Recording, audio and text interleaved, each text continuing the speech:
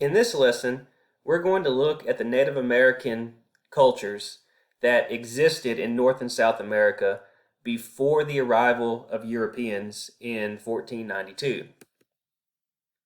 Let's get started by looking at the different theories as to how humans first arrived in the Americas. There are different competing theories, but the most popular and the most accepted holds that during the last ice age, so much of the Earth's water was locked up inside of glaciers that sea levels actually went down by as much as 350 or 360 feet. And these lower sea levels exposed a strip of land that connected what is now the state of Alaska with the northeastern part of Russia, the area known as Siberia. That's the picture that you see in the top left. This is often referred to as the Bering Sea Land Bridge. And this theory holds that the first humans to enter North America did so by crossing this land bridge from Siberia into what is now Alaska. They did not do this knowing that they were entering a new continent. They were simply following their food source. In this case, they relied on large mammals known as megafauna for food. These included the woolly mammoth, the mastodon, the giant bison, the saber-toothed tiger, so on and so forth. Over the next few thousand years, the descendants of these first arrivals continued to move further south into the North American continent, eventually into what is now Mexico and Central America, and from there into South America. I should point out that there are competing theories. There are some who believe that humans arrived in North America before the Bering Sea Land Bridge. Some believe that the first humans arrived by boat and landed in South America. But the most accepted theory is the Bering Sea Land Bridge theory. Now, the human history, North American human history before the arrival of Europeans is often divided into three eras. The first one is known as the Paleo-Indian era, which lasts from about 15,000 to 10,000 years ago. During this time period, the human inhabitants of North America lived a very nomadic lifestyle. What does this mean? What's a nomad? A nomad is someone who is constantly moving from place to place, usually in search of food. They do not have a permanent home. And in this case, we're going to call them Paleo-Indians, these early inhabitants of North America, lived a nomadic lifestyle because they were constantly following the megafauna. This is what they relied on for food. They also gathered nuts, berries, edible plants, but the megafauna is really what they relied on for survival. They provided food. You see a woolly mammoth being hunted there on the right. One of these mammoths, the meat from one of these animals, could usually supply a camp of up to 24 hunters for an entire winter. And it doesn't end there. They also used the animal's fat for heat. They would burn it. They used their hide to make shelters and make clothing. They relied on the mammoth for a lot. And they also developed specialized weapons to hunt these animals. What you see here are early North American spear points. These are referred to as Clovis points. They're named this because the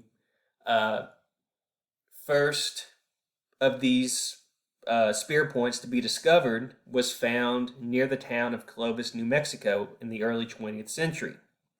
They're especially designed to penetrate the thick hide of the megafauna. When the Ice Age ended in around 9,000 years ago, the glaciers began to melt and the megafauna began to die. They went extinct. And at first, these Paleo Indians were really in trouble.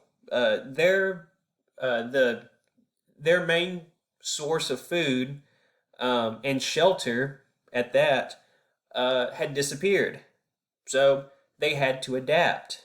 They had to design new weapons to hunt smaller animals that had not or that had survived the Ice Age. And here's a few examples. You probably recognize these as what we would consider to be a traditional arrowhead. They would use these to hunt smaller animals such as deer, bear, turkey, rabbits, other kinds of birds. You get the idea.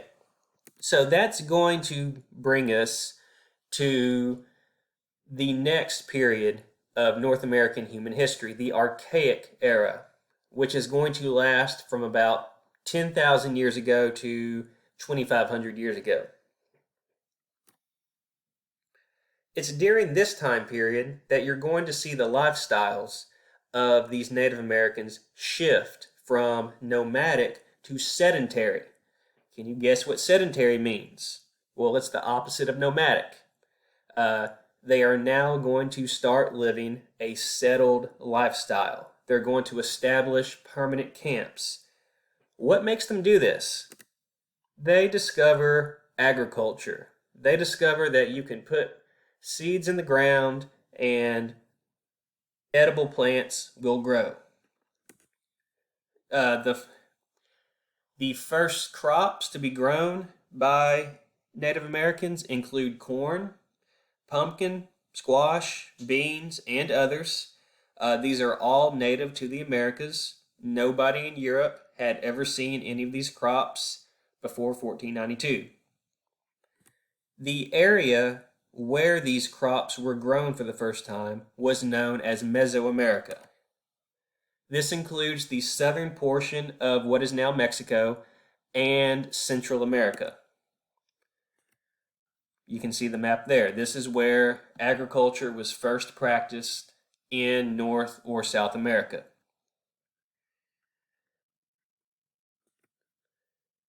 Now, once agriculture is discovered, and once these Native Americans do not have to spend every waking hour looking for food, now that they have a